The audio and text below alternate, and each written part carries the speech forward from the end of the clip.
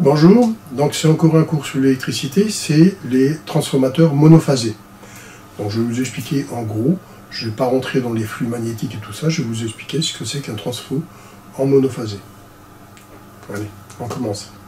Donc là, ici, on va voir un transfo.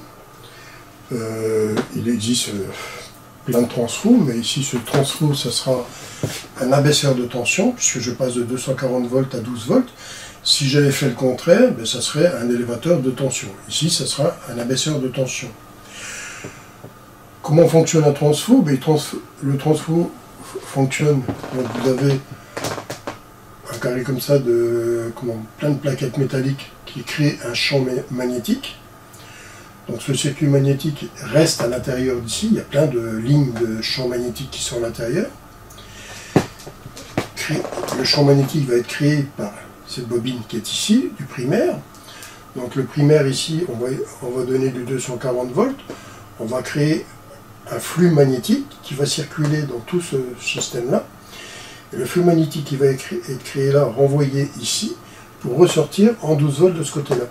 Alors fatalement, on aura un nombre de spires plus élevé que là. Là, on va voir le calcul pour faire ça. Donc on va faire comme si c'était un transfo parfait. Donc on n'a pas de perte, rien du tout. Donc on a des petites pertes, mais ici on les ignorait. Ici c'est mon symbole de mon transfo. Donc primaire, secondaire, parce que ici c'est le primaire, ici c'est le secondaire. Donc ici ça sera le primaire, ça sera le secondaire. Et dans un transfo, c'est toujours du courant alternatif. On ne sait pas transformer du courant continu d'une tension à une autre, il faut que ce soit de l'alternatif. Donc il faut que ce soit une sinusoïde pour créer un champ magnétique. Je ne vais pas rentrer dans ce domaine-là pour le moment. Alors ici, c'est un transfo qui passe du 240 volts alternatif, on va prendre du 50 Hz. Ben, il ressortira du 12 volts alternatif 50 Hz. La fréquence sera la même de chaque côté, ça ne changera pas. Alors, ici 240 volts pour le primaire, ça c'est le primaire, 12 volts pour le secondaire, ça c'est le secondaire. Il me faut 900 spires, ici pour le primaire, j'ai utilisé 900 spires pour le 240 volts. Les spires sont proportionnels d'un côté à l'autre par rapport à la tension. Si j'ai 900 spires pour 240 volts, pour 1 volt, j'aurai combien de spires? Ben, j'en aurai 3,75 spires par volt, puisque je vais 900 spires divisé par 240, j'obtiens 3,75 spires par volt. Maintenant, pour le 12 volts, ben, je sais que là-dedans, ben, je vais créer sur 3,75 spires, j'enverrai 1 volt. Donc, je multiplie par 12 volts ça, ben, je vais obtenir le nombre de spires qu'il y aura au secondaire grâce à ça. Ça me fera 45 spires. Donc ça, c'est proportionnel. Donc ça divisé par ça est égal à ça divisé par ça, ou inverse. On aura une proportion égale.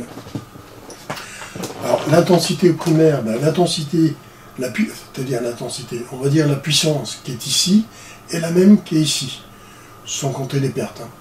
Ici, on a un transfo de 140 voltampères. Donc pour les transfos, on va parler en voltampères, et pas en watts. On pourrait les appeler en kilowatts, mais ici c'est des 140 VA. C'est le terme employé dans notre jargon. Volt-ampère. Donc ici, l'intensité au primaire, ben, comme c'est des voltampères, moi je vais retirer les volts pour obtenir les ampères. Donc c'est 140 VA divisé par 240 volts. Sur le primaire, j'ai 0,5833 ampères. C'est ce que je retrouve au primaire. Par contre, le secondaire, quand on baisse la tension de ce côté-là, on monte l'intensité. Quand on va monter la tension ici, on va baisser l'intensité. Mais ici, comme je baisse la tension, ben mon intensité sera beaucoup plus élevée que ici. Donc 140 VA divisé par 12, ben j'obtiens 11,666 ampères, puisque la puissance est la même au primaire qu'au secondaire. Donc on aura beaucoup plus d'intensité de ce côté-là. Donc la protection sera différente. Il ne faut pas oublier que on est obligé de protéger de ce côté-là et de ce côté-là avec des disjoncteurs magnétothermiques de chaque côté. Okay, ça c'est un truc impératif, hein, de protéger de chaque côté, c'est obligatoire. Hein. Okay, donc voici comment fonctionne en gros un transformateur, pour expliquer. Je ne rentre pas dans les histoires de champs magnétiques, c'est un autre cours plus complexe. Ici, j'ai simplifié le plus possible pour vous expliquer le transfo, comment il fonctionne. Alors bien sûr, dans notre domaine, avec les moteurs, là, on rentre dans des considérations qui sont assez importantes. C'est que on ne peut pas se contenter de prendre l'intensité plaquée sur le moteur, parce qu'il ne faut pas oublier que nous, on a une intensité qui est au démarrage, qui est très importante. Donc là, il faut en prendre compte. Parce qu'autrement, le moteur ne saura jamais démarrer. On va avoir une chute de tension énorme et on va se retrouver avec une tension trop faible pour démarrer nos moteurs. Donc il faudra prévoir cette surtension. Donc des transfos plus puissants.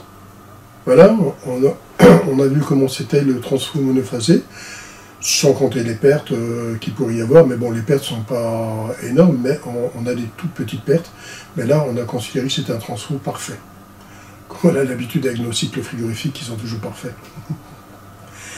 Allez, je vous laisse, je vous souhaite une bonne fin de journée et à bientôt.